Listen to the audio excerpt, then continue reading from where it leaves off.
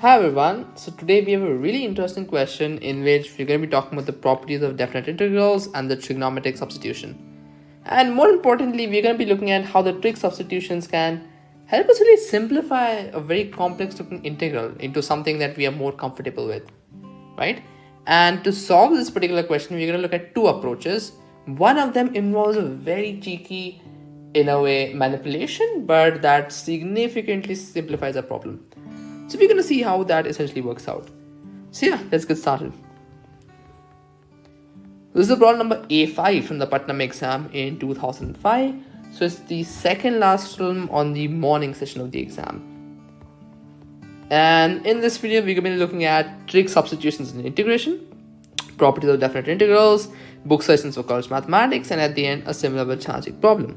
This video is sponsored by Cheenta.com. Since 2010, Cheenta has trained thousands of students from all around the world in mathematical Olympiads, physics Olympiads, computer science and informatics Olympiads, ISI CMI entrances, and research projects for school and college students.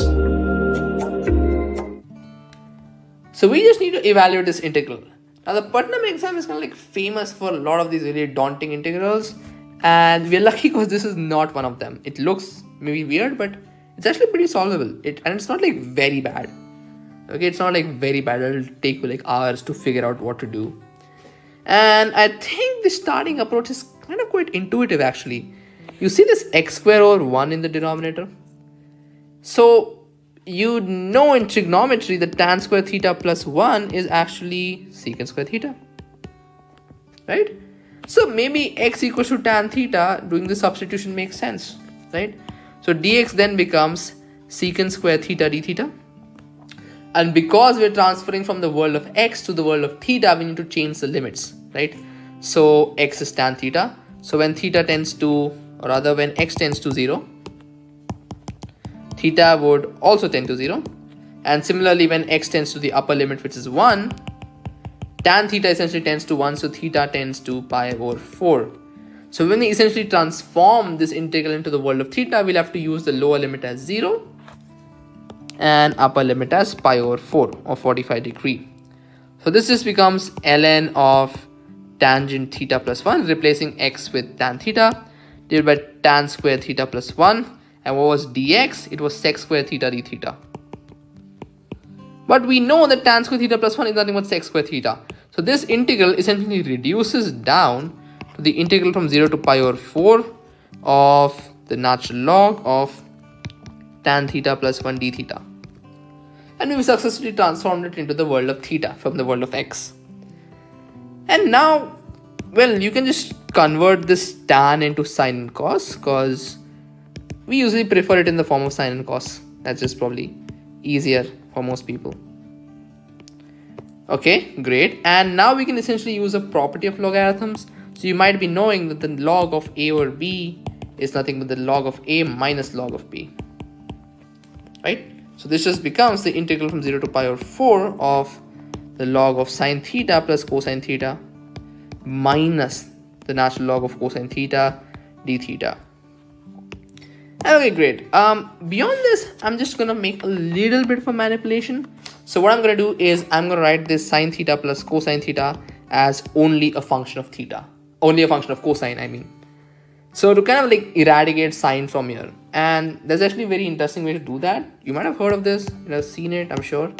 Just multiply and divide by root 2. And what that does is you can take this like root 2 like here.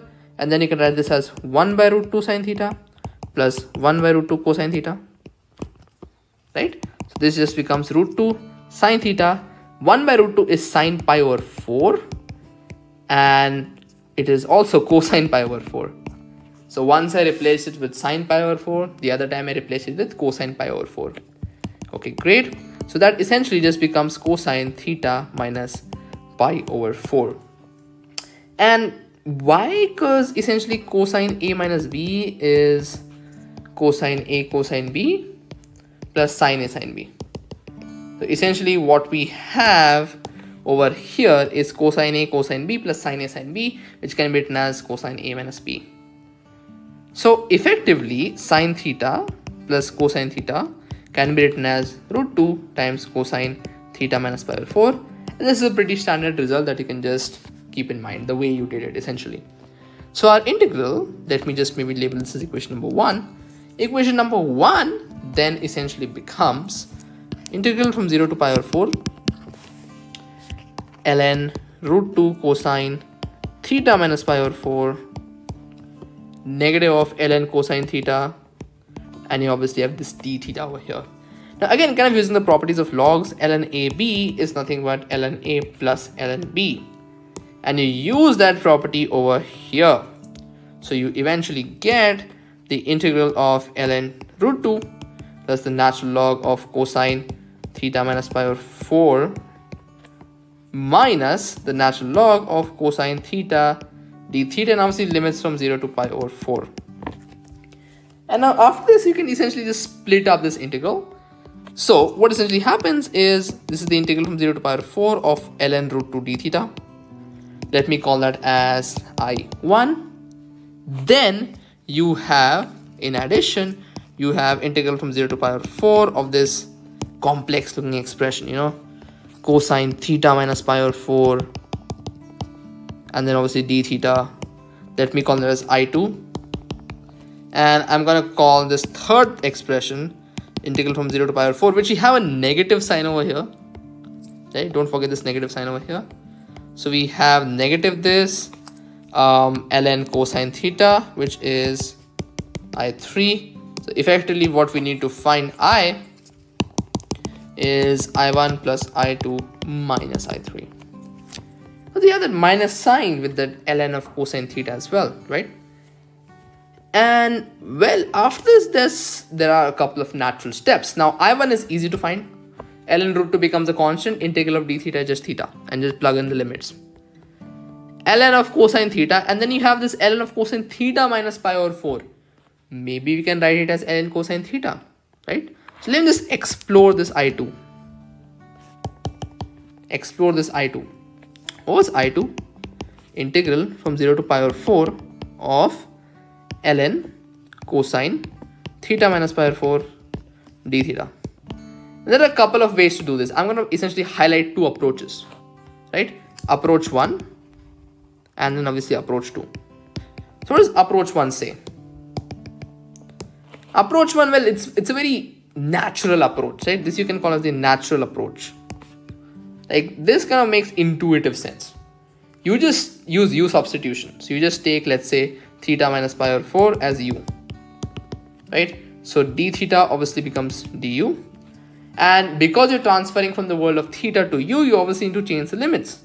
So when theta tends to 0, u tends to negative pi over 4. And when theta tends to pi over 4, u obviously tends to 0. So this integral essentially becomes from negative pi over 4 to 0 of ln cosine u du.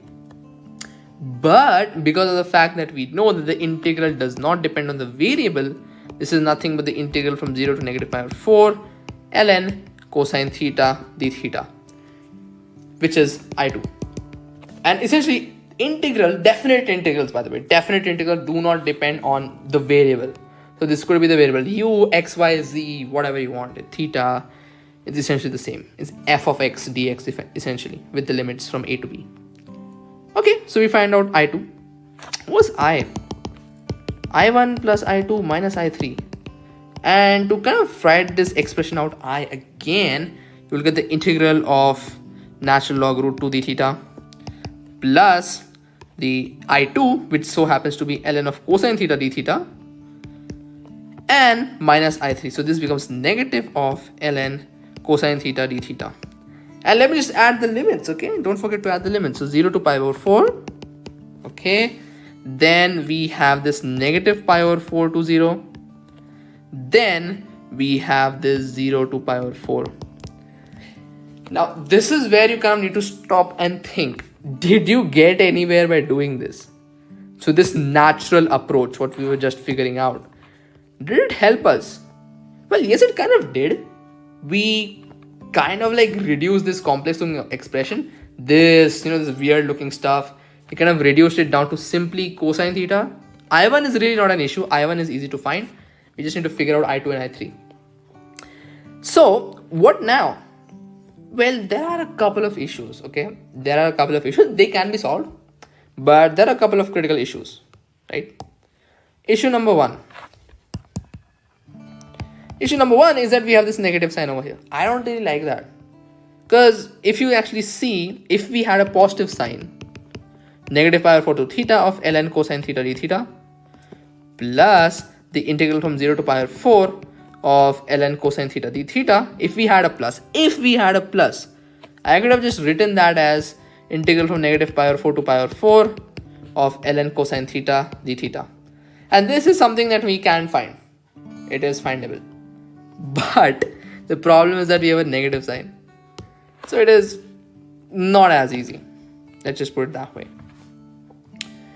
That's one issue. And the second issue kind of is that we have this pi over 4 over here and we have this negative pi over 4 again. Again, different, in a way, different limits. The limits are different. If we had pi over 4 over there, things could have been a little bit easier. Now, I'm not saying that you cannot solve this. In fact, something like this, ln cosine theta d theta, from really any limits, this is 0 to pi over 2, is an integratable function. There does exist a nice form for this. And you can find it out, but it's very, very lengthy. And it's a little bit tedious. So I'm going to ask you to try it yourself actually. Try finding out this value of this integral, ln cosine theta d theta. And I'm going to leave it as an exercise to you. Like exercise to the viewer. Like maybe just try it out. Give like 30 minutes, 40 minutes, 45 minutes, maybe an hour to figure out this integral from 0 to pi over 2. And once you kind of figure that out, I'm pretty sure you can just change the limits to 0 to pi over 4 and negative pi over 4 to 0. Maybe just kind of use the intuition that cosine theta is also an even function, right? So that's kind of like the approach number one, which is the natural approach. Whenever you see this like theta minus pi over 4, you just take that as u substitution and then just proceed it that way. And we just try it out. This is very lengthy, so I'm not going to display it over here. The approach 2, which is what I like to call as the cheeky approach, right? The cheeky approach, in a way, is a little bit unnatural, but it's actually nice. It's worth discussing. So you look at this I2. What was I2? I2 was originally integral from 0 to pi over 4 of ln cosine theta minus pi over 4 d theta. What you do is, you know a fact, you know that cosine x is equal to cosine of negative x. Because cosine is an even function, right? You know for a fact that cosine is even. So what you do is you kind of write I2 like this. 0 to pi over 4 ln of cosine pi by 4 minus theta. Right? You write it as pi by 4 minus theta. And now you use the u substitution. So u is equal to pi by 4 minus theta. The primary reason I showed you this approach 1 is that it is a natural approach. This idea that, cosine is even and then just multiplying it out by a negative sign and just kind of like reversing this theta and pi over 4. This is not necessarily very intuitive. This is not natural at all. When I solved this problem on my own, I did it by the first approach and found it to be extremely lengthy. That is why I found the second approach, and this is a little bit better. It simplifies the problem a lot, as you'll go on to see. But I think it was worth discussing that approach number 1 because it is something that you should try out. And in the exam hall, it's not very likely that this approach number 2 is going to click because it's a little bit unnatural. Shifting this theta and pi over 4, interchanging them. But okay, since now we've done this u substitution, u is pi by 4 minus theta, du becomes minus d theta. And again, we need to change the limits, of course.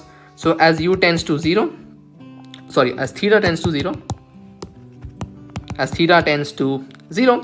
u will tend to pi over 4, right? And as theta tends to pi over 4, u will tend to theta. So what does this become? Remember that du is minus d theta. So I2 essentially becomes integral from pi over 4 to theta of ln of cosine u, but this d theta becomes negative du. So I2 essentially becomes negative of ln cosine u du from pi over 4 to theta, pi over 4 to 0 actually. And this then again becomes the negative of the integral from pi by 4 to 0 of ln cosine theta d theta. Because like I said before, it does not really matter what variable you use over here. Now I can just interchange the limits using a property of definite integrals. So I can write this from 0 to pi over 4, so I'm exchanging the limits. But when I do that, it gets multiplied by negative sign. So this negative and negative cancels out and you get a positive sign. ln cosine theta d theta. And just to kind of remind you, what was I3? I3 was nothing but integral of ln cosine theta d theta from 0 to pi over 4. So I2 minus I3 is 0.